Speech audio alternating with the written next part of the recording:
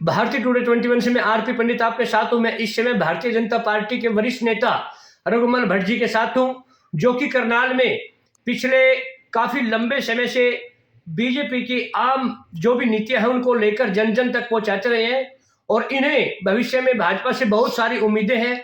लेकिन भट्ट साहब, आज मैं आपसे एक बात करूंगा कि जो बजट आया है कल, जो अंतरिम बजट आया है, ये मेरे ख्याल से दूसरे कार्यकाल का लास्ट बजट है। इससे आपको क्या लगता है कि लोगों को किस तरह का फायदा मिलेगा?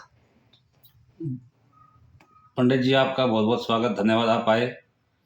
बजट बहुत ही सुहावना, लोगों को राहत देने वाला और आम आदमी जो नीचे स्तर का आदमी है, श्यामा प्रसाद मुखर्जी और पंडित दीनदयाल उपाध्याय जी का जो प्रोग्राम है अंत्योदय, अंतिम व्यक्ति को राहत देने वाला अगर बजट कोई आया है तो वो हमारी बड़ी बहन सीता निर्मला रमन जी ने कल पेश किया। उससे किसान को, मजदूर को, दलित को, पिछड़े को, ऐसा कोई वर्ग नहीं है, दुकानदार हो, कर्मचारी हो, छोटा व्यापारी हो, बड़ा व्यापारी हो, हर किसी को लाभ होने वाला है।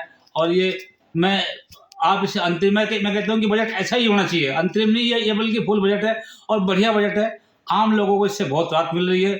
लोगों के मन में एक उम्मीद की किरण पैदा हुई है कि जिस प्रकार से 22 तारीख को अयोध्या में रामलला विराजमान हुए हैं, और ये बजट से भी ऐसा लगता है कि राम की कृपा आम जन पर होने वाली है और ये होती दिखाई दे रही है।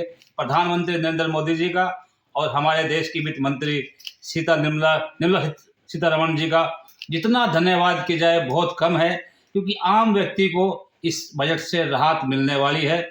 ऐसा कोई तबका छोटा नहीं है जिसमें जिसको लाभ ना मिले। अच्छा भट्ट साहब, जैसे कि विपक्षी लोग और अन्य सभी एक बात को लंबे समय से उठाते रहे हैं कि अगर आखिर कब रोजगार मिलेगा, रोजगार की दिशा में बीजेपी क्या काम कर रही है?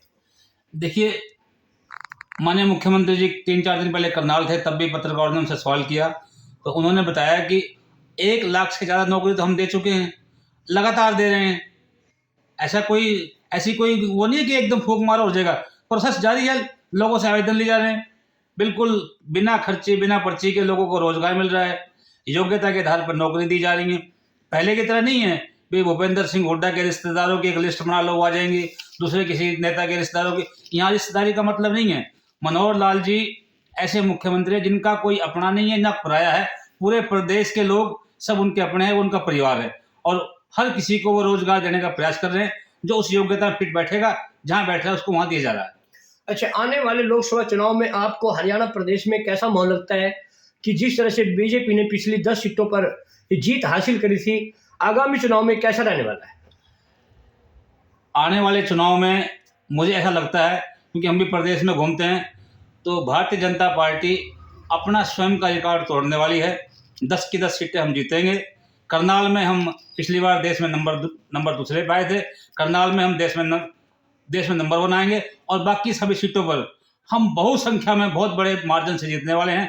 इसमें कोई अतिशयोक्ति नहीं है, कोई पार्टी मैदान में नहीं है, हर पार्टी का आपसी झगड़ा है, उनके तनाव हैं। हमारे यहाँ तो पार्टी का एक आदेश है, कार्यकर्ताओं का भी आदेश है, हमारा कोई उम्मीदवार नहीं, हमारा केवल एक उम्मीदवार है, कमल का फूल। पार्टी का हर कार्यकर्ता, पदाधिकारी, समर्थक, हर आदमी के जहन में एक ही बात है कि नरेंद्र मोदी जी ने हमें उम्मीदवार दिया है कमल का फूल। कमल के फूल का बटन दबेगा और हरियाणा में 10 के 10 कमल खिलेंगे। तो देखिए, रघुमल भट्ट जी ने हर चीज का बड़ी बेबाकी से जवाब दिया। इसी तरह से हम दोबारा फिर किसी विषय पर चर्चा करेंगे। तब तक के लिए जय हिंद, जय भारत।